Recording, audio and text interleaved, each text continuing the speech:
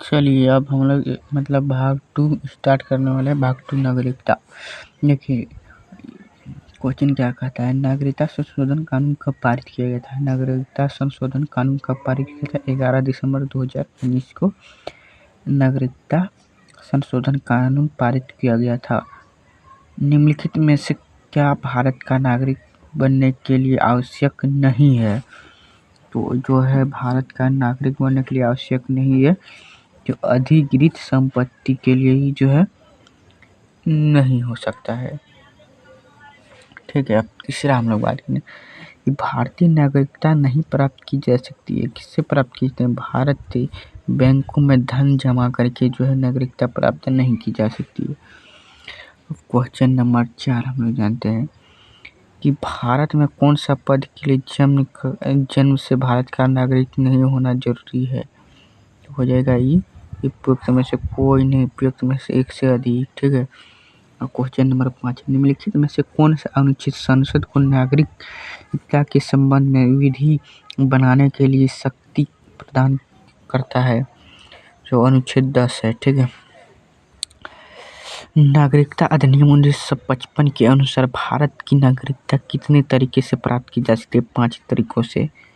ठीक है, 7 नंबर, किसी भारतीय नागरिकता को किसी भी दशा में भारत नागरिक की वंचित नहीं किया जा सकता यदि वह जन्म से नागरिक है तो। ठीक है, क्वेश्चन नंबर 8 हम लोग चलते हैं। क्वेश्चन नंबर 8 कहता है किसी देश में दोहरी नागरिकता जो है का सिद्धांत स्वीकार किया गया था, जो है संयुक्त राज्य अमेरिका से। क्वेश्चन नंबर 9, भारत में नागरिकता निम्नलिखित में से कौन सी सही है? अब कौन सी सही है तो ये बताने वाले हैं कि कौन सी सही है। हम लोग कहा जाएगा संपूर्ण भारत की एकल नागरिकता। ठीक है, ये हो जाएगा। ठीक है, अब देखते हैं नागरिकता 5 प्रकार से प्राप्त किया जा सकता है।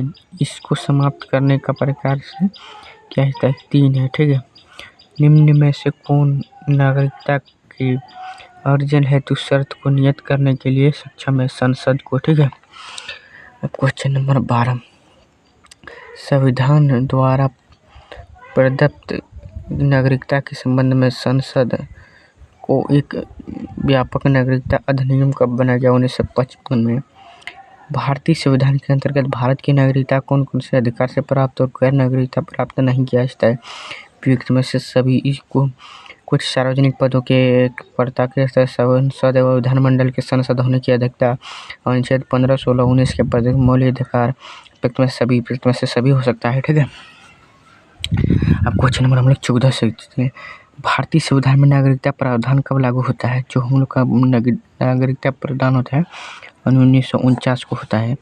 निम्नलिखित में से किस स्थिति में किसी व्यक्ति को भारतीय नागरिकता से वंचित नहीं किया जा सकता है? ऑप्शन नंबर डी, उपयुक्त में से सभी।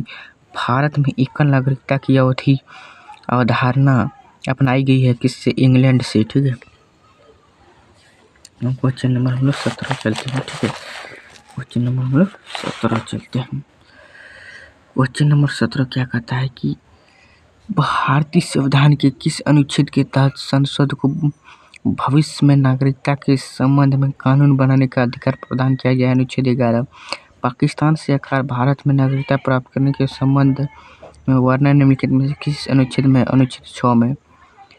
किस व्यक्ति नागरिकता अधिकार ऐसे खो सकता है कि एक कारण हो सकता है जो एक व्यक्ति दूसरे देश की नागरिकता ले लेता है? ठीक है, क्वेश्चन नंबर 20। क्वेश्चन नंबर 20 क्या कहता है? नागरिकता प्राप्त करने के लिए शर्त निर्धारित करने वाला सक्षम निकाय कौन सा है? संसद है। ठीक है, भारतीय संविधान में कौन सी नागरिकता प्रदान करता है? जो एकल नागरिकता प्रदान करता है। संसद द्वारा पारित नागरिकता अधिनियम 1955 के द्वारा नागरिकता प्राप्त हेतु किसके नहीं हुए? जो इनमें से कोई नहीं। ठीक है, सत्य चुने भारतीय संविधान में नागरिकता की भाषा नहीं दी जा गई है। ठीक है, यही सत्य होगा। अब क्वेश्चन नंबर 24, भारतीय संविधान के अनुसार अनुसार नागरिकता के अधिकारों का बना रहना किस अनुच्छेद के अनुसार है? अनुच्छेद 10। भारतीय संविधान में नागरिकता की परिभाषा किस अनुच्छेद दी गई है? इनमें से कोई नहीं। ठीक है, चलिए क्वेश्चन नंबर 26। क्वेश्चन नंबर 26 कहता है किस समिति में प्रवासी भारतीय 9 जनवरी को मनाने के लिए सिफारिश को की गई है? जो है 9 जनवरी को सिफारिश की गई है। 2026 का हम लोग का बी हो जाएगा सिंघवानी समिति।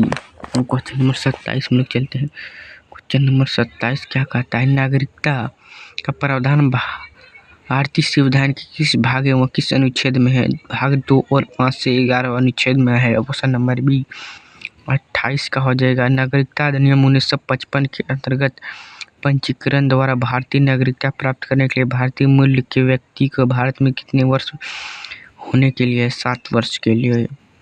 ठीक है, अब मिलते हैं नेक्स्ट वीडियो में। कल हम लोग बात करने वाले हैं कि मूल अधिकार। देख सकते हैं कि मूल अधिकार फंडामेंटल राइट्स। कल हम यही बताने वाले हैं चैप्टर। आज के लिए इतने। सबका मुक्त रखते हैं।